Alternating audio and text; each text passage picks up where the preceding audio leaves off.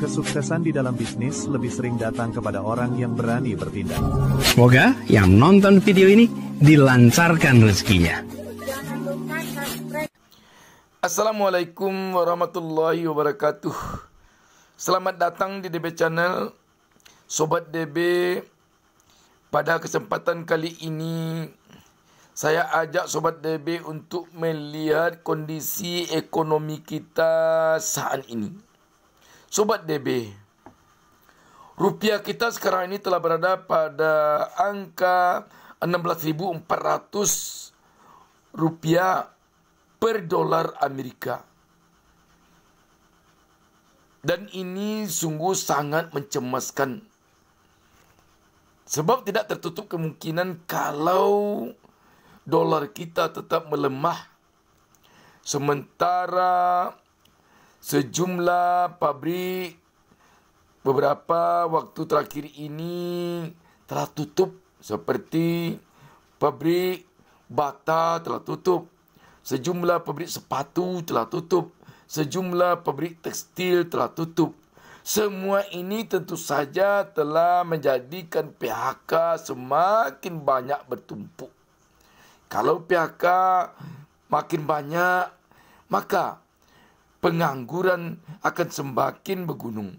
Kalau pengangguran makin banyak, maka sudah barang tentu daya beli masyarakat akan semakin melemah. Kalau daya beli masyarakat semakin lemah, maka para pedagang kita akan semakin susah berjualan. Kalau bisnis tidak jalan karena daya beli masyarakat lemah, maka perekonomian kita tentu akan semakin memburuk.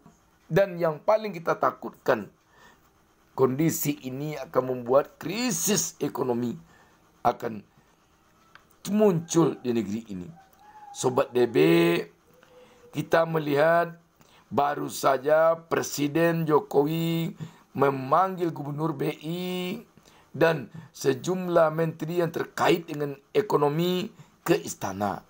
Tentu saja dalam rangka membicarakan rupiah yang terus anjlok.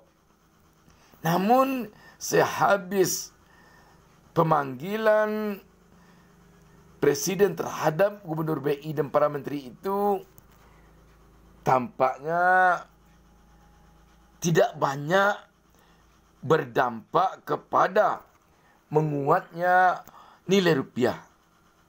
Dan juga para pejabat kita dalam penyampaiannya kepada publik, kepada rakyat, hanya yang normal-normal saja. Contoh, Gubernur BI mengatakan rupiah kita diperkirakan akan menguat kembali. Kalau hanya itu yang disampaikan, tentu saja tidak begitu tampak apa realnya upaya yang dilakukan oleh pemerintah di dalam mengangkat ekonomi kita. Sobat DB, sekarang ini yang perlu agaknya kita waspadai adalah krisis ekonomi. Sebab tidak terbayangkan oleh kita kalau sempat terjadi krisis ekonomi di negeri kita, waduh, yang akan menanggungkan derita nanti rakyat kecil.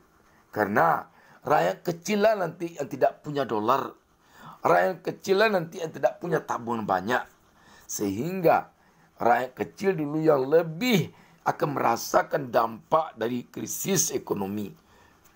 Dan sahabat DB, kita melihat sekarang ini upaya-upaya yang dilakukan oleh pemerintah kita untuk menghambat laju anjloknya rupiah ini belum terlihat begitu intensif. Dan sekali lagi, kita sangat takut dengan akan terjadinya krisis ekonomi. Sobat DB, pengucuran bansos baru lalu tampaknya tidak begitu berdampak untuk mengangkat perekonomian negara kita. Dan mungkin ini juga bisa dijadikan pengalaman di masa datang. Pemerintah kita agaknya sudah saatnya berpikir agar tidak mengedepankan pemberian bantuan yang sifatnya sementara. Tetapi bagaimana agar pemerintah kita memberikan bantuan yang sifatnya bisa bagi rakyat dijadikan untuk melangkah memperbaiki ekonominya. Contoh, berikan bantuan modal usaha. Tapi kalau hanya memberikan bantuan bansos beras 10 kilo atau 5 kilo, itu hanya sangat-sangat insidental. Memang untuk pemerintah yang sedang berkuasa secara politis sangat baik sekali. Sebab ini akan membuat rakyat senang kepada pemerintah yang memberi bansos ketika bansos itu belum habis dalam rumah mereka. Tetapi kalau bansos beras yang 10 kilo itu habis, mereka atau rakyat penerimanya akan menjerit lagi.